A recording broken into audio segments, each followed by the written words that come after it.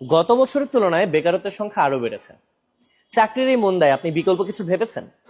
আমি যদি বলি এমন একটা চাকরি আছে যেখানে আপনি আপনার সময় মতো সুবিধা অনুযায়ী কাজ করবেন, সেটা হোক দিনে অথবা রাতে, এবং আপনার প্রমোশনের জন্য আপনার বসের সাইনের উপর নির্ভর করতে হবে না, আপনার বেতন বাড়বে কি বাড়বে না পুরোটা কন্ট্রোল থাকবে আপনার হাতে, তাহলে ব্যাপারটা কেমন হয়?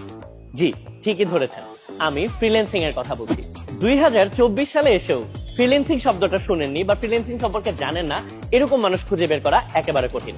যারা সত্যিকার অর্থে ফ্রিল্যান্সিং শিখতে চান কিন্তু ভাবছেন যে কোথা থেকে শুরু করব, কি শিখতে হবে, কি করতে হবে, তাদের জন্য আজকের এই ভিডিও। আসসালামু আলাইকুম, আমি তাশরিফ খান। ফ্রিল্যান্সিং হচ্ছে একটি মুক্ত পেশা, একটি স্বাধীন পেশা। আমি উদাহরণস্বরূপ যদি বলতে চাই, কথার কথা আপনি কোন একটা প্রতিষ্ঠান থেকে হয়তো ভিডিও এডিটিং শিখেছেন এবং এখন যে ভিডিওটা এডিট হচ্ছে সেটা আপনি দিনাজপুরে বসে বা রাজশাহীতে বসে বা বরিশালে বসে সকালে অথবা রাতে আপনি এডিটিং করলেন, আপনার কাজটা আমাকে পাঠালেন, আমার পছন্দ হলো এবং সেজন্য আমি আপনাকে অর্থ প্রদান করলাম। এই যে পুরো একটা প্রসেস, এটাই হচ্ছে ফ্রিল্যান্সিং।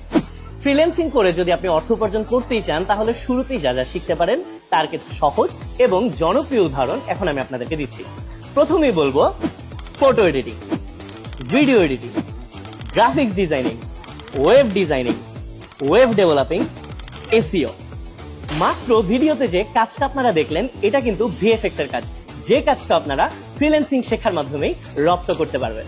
আমার মতে ছাত্রদের জন্য ফ্রিল্যান্সিং শেখাটা সবচেয়ে বেশি ইফেক্টিভ হবে, কারণ ছাত্রাবস্থায় যদি আপনি কোনো একটা স্কিল অর্জন করে সেখান থেকে উপার্জন করতে পারেন, আপনি যেরকম স্বাবলম্বী হয়ে গেলেন, ঠিক একইভাবে আপনার ভবিষ্যৎ ক্যারিয়ারের জন্য কিন্তু স্ট্রং একটা ভিত্তি স্থাপন হয়ে গেল।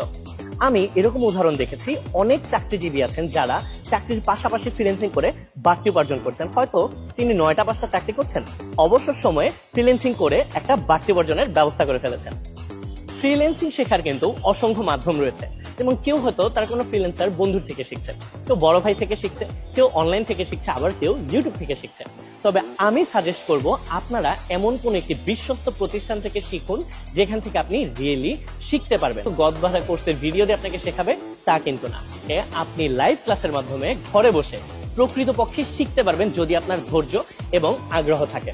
ধরুন আপনি ক্লাসের কোনো একটা পড়া বুঝতে পারেননি, ফ্রিতে প্রায় 24 ঘন্টার জুমের সাপোর্ট রয়েছে, যেখান থেকে আপনি যে কোনো একজন মেন্টর থেকে 1-to-1 প্রবলেম সলিউশন করতে পারবেন।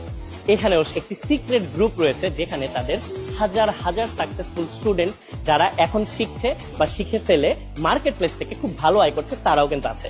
সেখানে যদি আপনি কোনো একটা প্রবলেম নিয়ে পোস্ট করেন যে আপনার একটা প্রবলেম হচ্ছে, এই কাজটা আপনি কিভাবে করবেন বুঝতে পারছেন না, 10 থেকে 15 মিনিটের মধ্যে কেউ না কেউ আপনাকে রেসপন্স করে সেই প্রবলেমের সলিউশন করে